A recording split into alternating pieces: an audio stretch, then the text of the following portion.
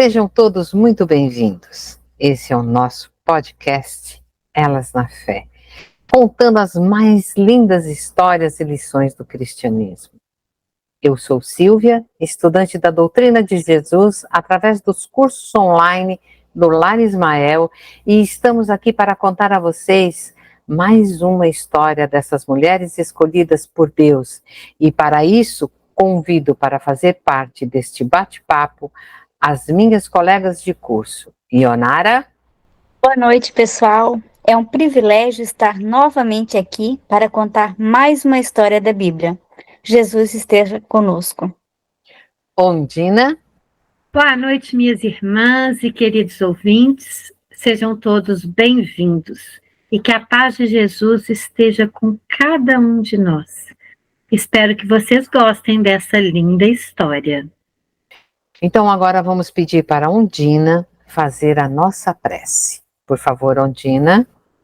Vamos fechar os nossos olhos, serenar os nossos corações e pedir ao nosso mestre e querido Jesus, agradecendo pela oportunidade de podermos contar essas lindas histórias de fé, onde podemos aprender e colocar em prática esses aprendizados. Pedimos ao nosso mestre o teu auxílio para que possamos contar com fidelidade mais essa história. E fica conosco, Senhor Jesus, hoje e sempre. Que assim seja. Graças a Deus. Obrigada, Ondina. E daremos início agora a mais uma bela história de fé. E quem vai nos contar essa história é a Ionara. Vamos lá, Ionara? Vamos sim. Vamos contar a história de Ana. Primeiro, o significado do nome Ana. É de origem hebraica. O nome significa cheia de graça ou graciosa. Houve um homem de Ramataim Zofim, da montanha de Efraim, cujo nome era Eucana. Este tinha 2 mulheres. O nome de uma era Ana, e o da outra Penina. E Penina tinha filhos, porém Ana não os tinha. Subia, pois, esse homem da sua cidade, de ano em ano, a adorar e a sacrificar ao Senhor dos exércitos em Siló. E sucedeu que no dia em que Eucana sacrificava, dava ele porções a Penina, sua mulher, e a todos os seus filhos e a todas as suas filhas. Porém, a Ana dava uma parte excelente, porque amava Ana, embora o Senhor lhe tivesse cerrado a madre. Gente, mesmo Ana não dando filhos ao seu marido, ele a amava. Nós já ouvimos algumas histórias assim. Falamos também muito sobre o patriarcado, onde a mulher devia obediência ao seu pai e posteriormente ao seu marido. Mas, curiosamente, todas as mulheres citadas tinham, sim, um papel muito importante dentro do contexto vivido, e todas desempenharam suas funções exemplarmente, mesmo alguma delas cometendo alguns deslizes, o caminho que leva a Deus foi cumprido. Olha aí, pessoal. De novo, repetindo a história.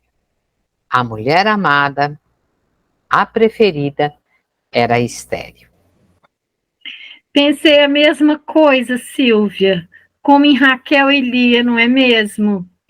Mas aqui, parece que temos algumas diferenças que veremos no decorrer dessa história. Verdade. Penina, a outra esposa de Eucana, era sua rival. A provocava muito e a irritava, por Ana não dar descendentes ao seu marido. Aí, Onara, só uma parte. Essa é uma das diferenças que eu queria dizer. Parece que Penina era bem cruel em relação a Ana. Era ciúmes pela preferência clara de Eucana por sua esposa Ana? Provavelmente sim, né? E a maternidade era de suma importância, e ainda é. Em Gênesis, capítulo 9, versículo 7, está escrito assim: mas vocês sejam férteis e multipliquem-se, espalhem-se pela terra e proliferem nela. Então, gente, Ana sofria duplamente. Uma por ser estéril e a outra por ter que conviver com Penina, que fazia de tudo para lembrar-lhe que ela não era abençoada por Deus. Meninas, vale a pena repetir aqui. Ter um filho era a forma que o judeu ia manter-se vivo na terra. Sem essa descendência, ele seria esquecido. E eu fico imaginando o sofrimento da Ana não poder ter um filho. Então, também fico imaginando a situação de Ana, mas voltamos para a história. E assim fazia ele, Eucana, de ano em ano. Sempre que Ana subia à casa do Senhor, a outra irritava, por isso chorava e não comia. Então, Eucana, seu marido, lhe disse: Ana, por que choras? E por que não comes? E por que está mal teu coração? Não te sou eu melhor que 10 filhos? Aqui, Eucana não sabia das afrontas de Penina. Ana suportava tudo sem falar ao marido. Os gracejos, as afrontas. Ela buscava não criar problema na família. É verdade, Onara. Nós geralmente reclamamos muito, né? E olha a preocupação de Eucana com Ana. Apesar dela não poder dar-lhe um filho, né, que era muito importante, como a Silvia falou, ele a amava e tentava consolar seu coração partido. Mas só uma coisa faria Ana ser realmente feliz. Ela queria muito ser mãe. É isso, Andina. E continuamos então, para ver o desenrolar. Então, Ana se levantou, depois que comeram e beberam em Siló, e Eli, sacerdote, estava sentado numa cadeira junto a um pilar do templo do Senhor.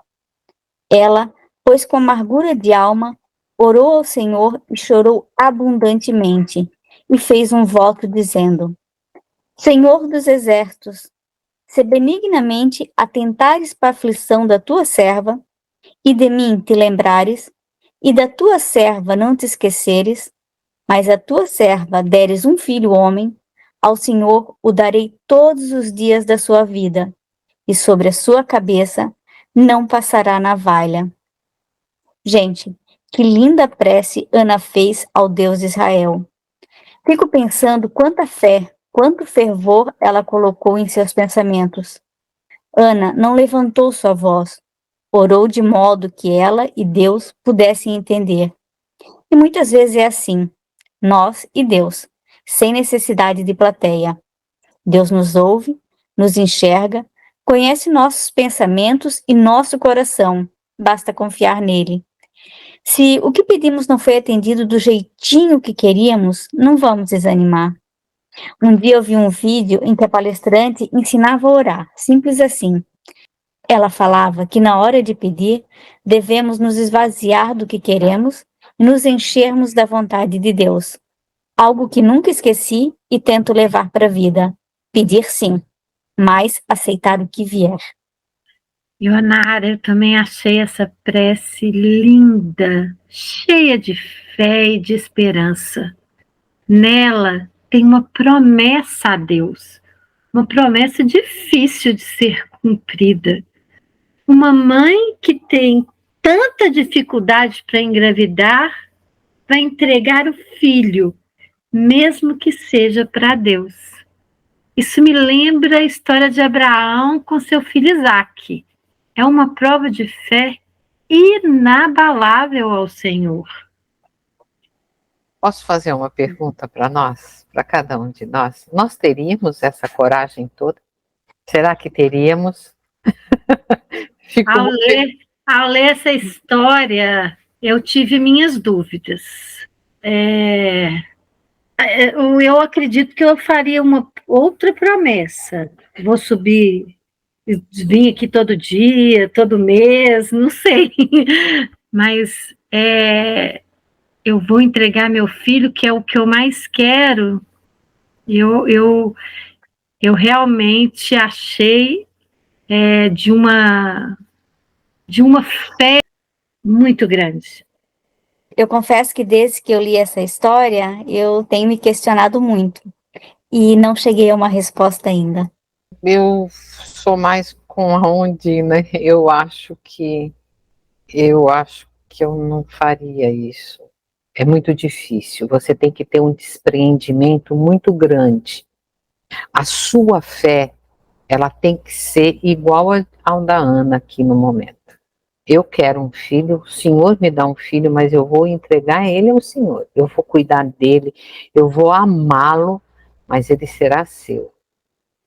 Eu ainda não tenho esse desprendimento todo. Mas quem sabe, nós estamos trabalhando para isso, não é verdade? Então vamos lá. É verdade, é isso. Estamos no caminho e vamos ver como se desenrola isso. E sucedeu que, perseverando ela em orar perante o Senhor, Eli observou a sua boca, porquanto Ana no seu coração falava. Só se moviam os seus lábios, porém não se ouvia a sua voz, pelo que Eli a teve por embriagada. E disse-lhe Eli, até quando estarás tu embriagada? Mais a parte aqui. Eu pesquisei sobre isso, Ionara. Naquele tempo era comum orar em voz alta para que todos ouvissem. Esse foi o motivo que o sacerdote Eli julgou mal a oração silenciosa de Ana, apesar de não podermos julgar. Ele teve seus motivos. Obrigada pela explicação, Andina. Vamos lá. Porém, Ana respondeu, não, senhor meu, eu não sou uma mulher atribulada de espírito. Nem vinho, nem bebida forte tenho bebido. Porém, tenho derramado a minha alma perante o Senhor. Não tenhas, pois, a tua serva por filha de Belial, porque da multidão dos meus cuidados e do meu desgosto tenho falado até agora. Então respondeu Eli, vai em paz, e o Deus de Israel te conceda a petição que lhe fizeste. E disse ela, ache a tua serva graça aos teus olhos. Assim, a mulher foi o seu caminho e comeu, e o seu semblante já não era triste. Eu gostaria de explicar primeiro o sentido da palavra Belial na Bíblia. Em várias passagens bíblicas, a palavra Belial é citada em conjunto como filha de Belial ou filho de Belial, dando a impressão de ser filho de alguém. Na verdade, a palavra Belial em hebraico significa inútil ou sem valor.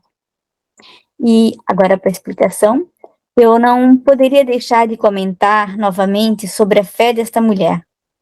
Ela teve certeza de que Deus a havia ouvido. Muito forte isso. Como já disse nossa colega Silvia, a oração subiu, chegou onde deveria chegar, e Ana sentiu na hora o poder de Deus. Essa, sim, é a verdadeira oração, feita pelo coração. Ih, até rimou. O poder está aí, na fé, na certeza da graça alcançada. Essa semana, eu fiz um pedido a Deus, algo que estava fora do meu alcance. E acreditem, Ele me atendeu no dia seguinte. E olha que não era tão fácil assim. Vamos continuar a história. E levantaram-se de madrugada e adoraram perante o Senhor, e voltaram, e chegaram à sua casa em Ramá. E Eucana deitou-se com Ana, sua mulher, e o Senhor se lembrou dela. Gente, preste atenção na força poderosa de uma prece sentida, feita com o coração. Deus ouviu Ana e, com certeza, também nos ouve. Vejam só a história acontecendo. E sucedeu que Ana concebeu e deu à luz a um filho, ao qual chamou Samuel, porque dizia ela, o tinha pedido ao Senhor. Uma curiosidade aqui. A palavra Samuel deriva do hebraico Shemuel, que significa nome de Deus ou ouvido por Deus. Samuel, para quem não sabe, foi um grande profeta e juiz. E foi ele que ungiu Davi. aquele que um dia foi um grande rei e que de sua genealogia veio o nosso querido mestre Jesus. Então, meninas, Samuel, ele nasceu durante os últimos anos em que Israel foi governado pelos juízes, em um momento conturbado, quando os israelitas enfrentavam grandes opressões dos filisteus e a nação se encontrava em total declínio espiritual. E nesse declínio espiritual, Ana manteve firme em seu propósito. É muito lindo isso, né? Maravilhoso. Muito bonito mesmo. Vamos à história. E subiu aquele homem, Eucana, com toda a sua casa, a oferecer ao Senhor o sacrifício anual e a cumprir o seu voto. Porém, Ana não subiu, mas disse ao seu marido: quando o menino for desmamado, então o livrarei para que apareça perante o Senhor, e lá fique para sempre. Eucana, seu marido, lhe disse: faze o que bem te parecer aos teus olhos. Fica até que o desmame. Então somente confirme o Senhor a sua palavra. Assim ficou a mulher e deu leite a seu filho até que o desmamou. Então, meninas, o desmame geralmente ele acontecia após os 3 anos de idade. Isso está em 1 Samuel, capítulo 1, versículo 22. Então, isso significa que durante 3 anos, Ana não foi para Siló e criou Samuel juntinho de si. E aqui nessa passagem vemos a sintonia do casal, né? Um apoiando o outro. A promessa foi Ana que fez e Eucana entendeu, aceitou e respeitou. É a união envolvendo a família, não é mesmo? Sim, Silvia. Podemos ver Eucana respeitando a decisão de sua esposa. Porém, como ele tinha muito amor e sendo um homem justo, só recomendou: cumpra sua palavra dada ao Senhor. E aqui mostra também que Ana começou a cumprir a promessa feita ao Senhor. Podemos perceber aqui que Eucana também era um homem de muita fé. Ele sabia que Samuel era um presente de Deus e que a promessa deveria ser cumprida. E Ana deu continuidade. E, havendo desmamado, tomou-o consigo, com 3 bezerros e 1 efa de farinha, e 1 odre de vinho, e levou-o à casa do Senhor em Siló. E era o menino ainda muito pequeno. O trouxeram a Eli. Eu queria explicar aqui que efa era uma medida judaica para grãos e às vezes para líquido, equivalente a cerca de 22 litros. E disse ela: meu senhor, viva a tua alma, meu senhor. Eu sou aquela mulher que aqui esteve contigo para orar ao Senhor. Por esse menino orava eu, e o Senhor atendeu a minha petição que eu lhe tinha feito. Por isso, também ao Senhor eu o entreguei, por todos os dias que viver, pois ao Senhor foi pedido. E adorou ali ao Senhor. Gente, me estremeceu agora, viu? Que difícil entregar seu filho, mesmo que seja para Deus.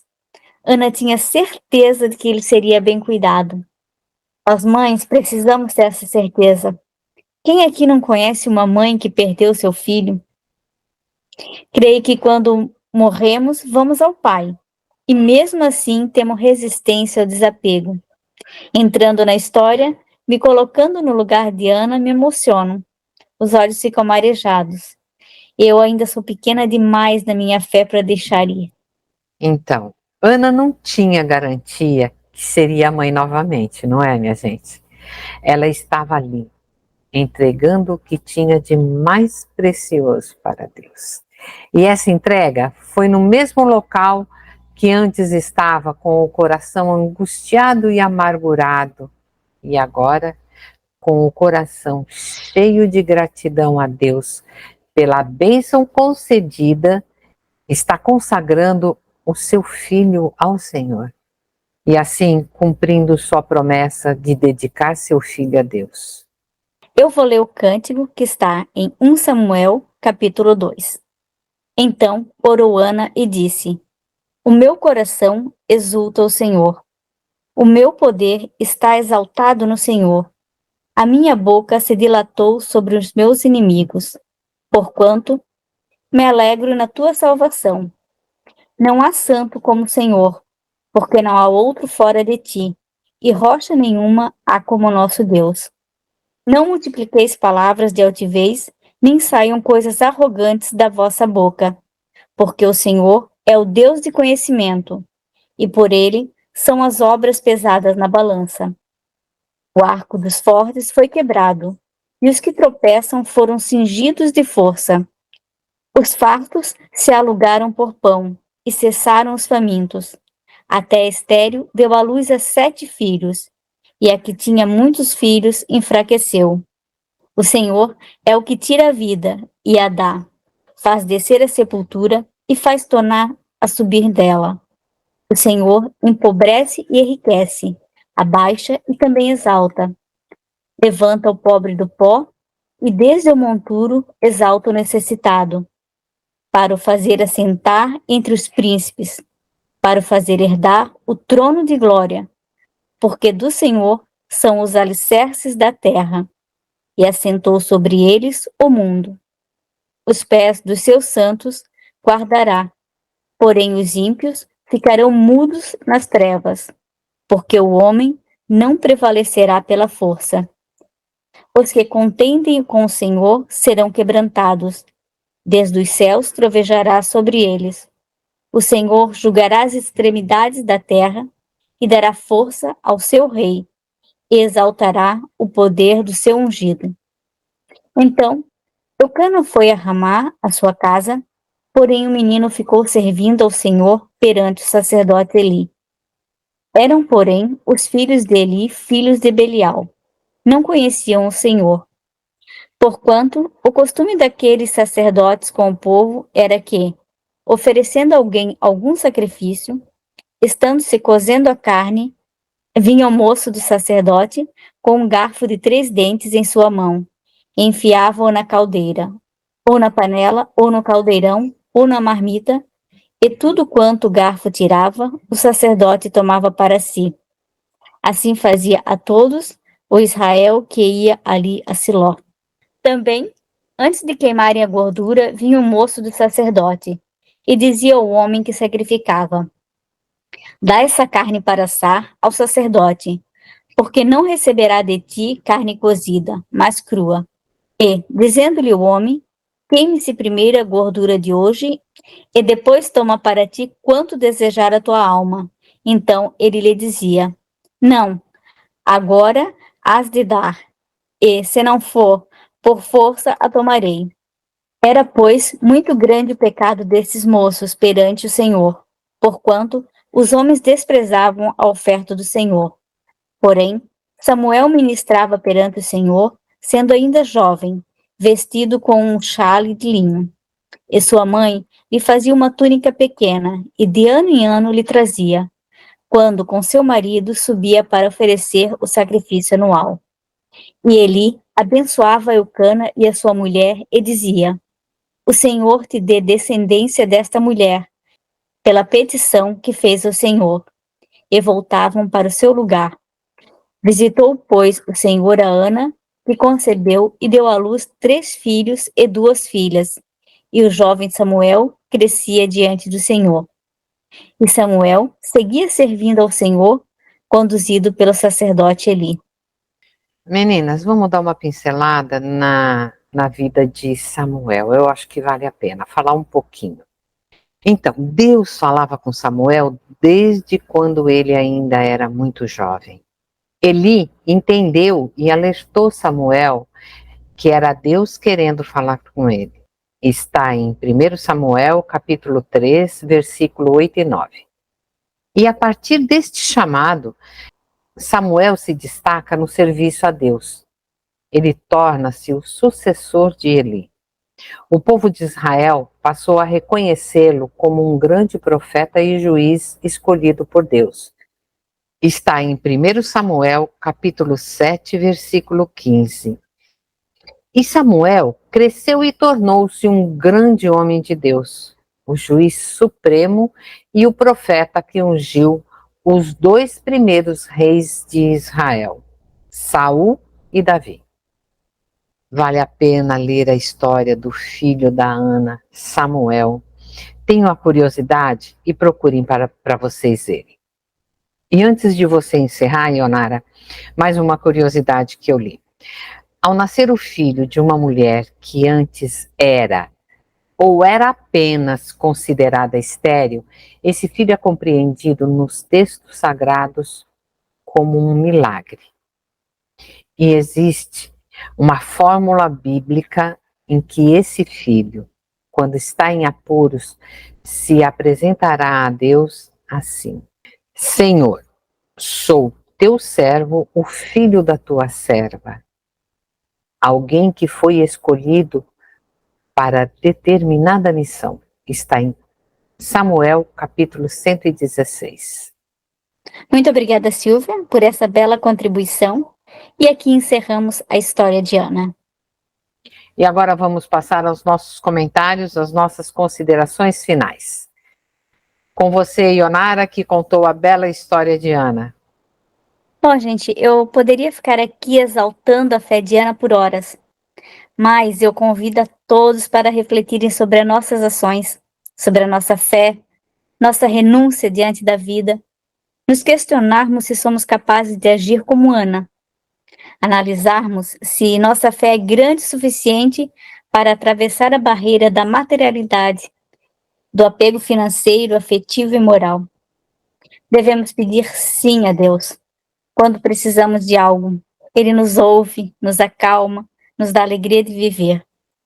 Só que nós ainda somos imperfeitos, por isso demoramos para entender que o que chega para nós é sempre para o nosso bem.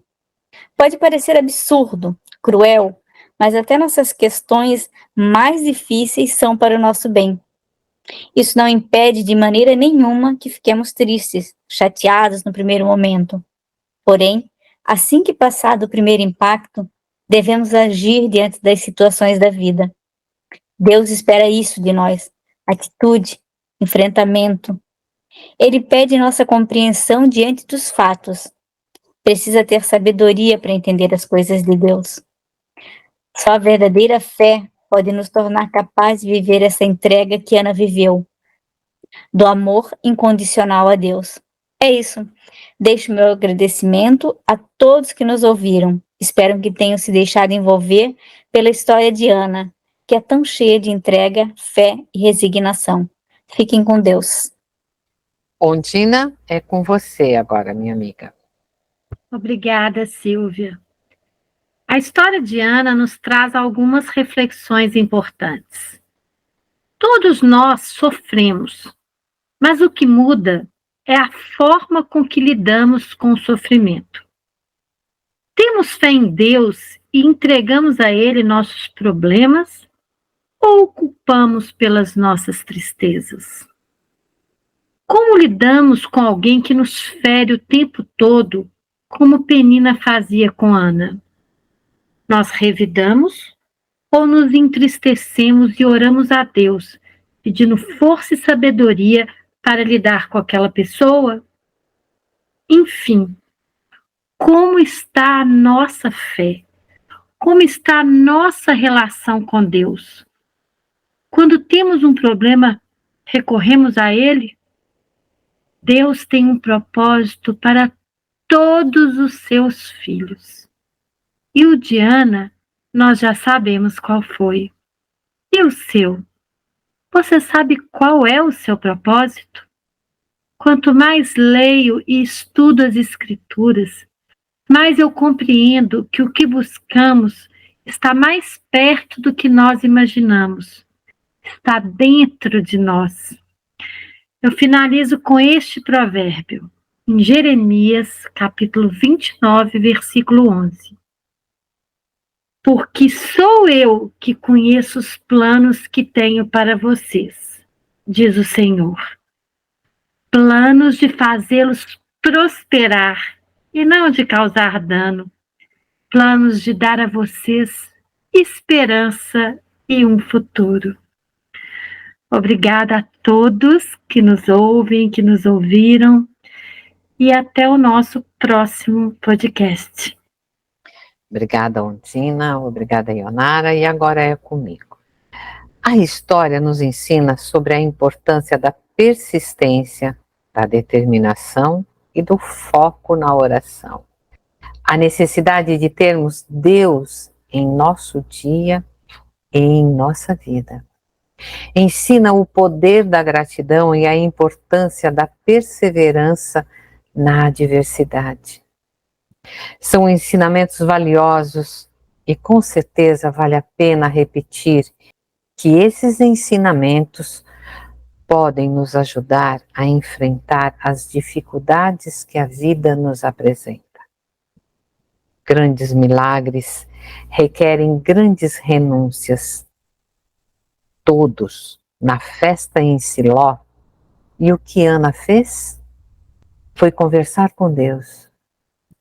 Foi clamar, porque ela tinha uma necessidade, um foco, e foi determinada a não deixar nenhuma distração atrapalhar.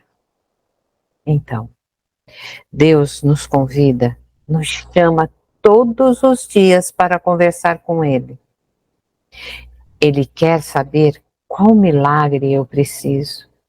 E será através dessa conversa diária que serei conduzida à realização do milagre.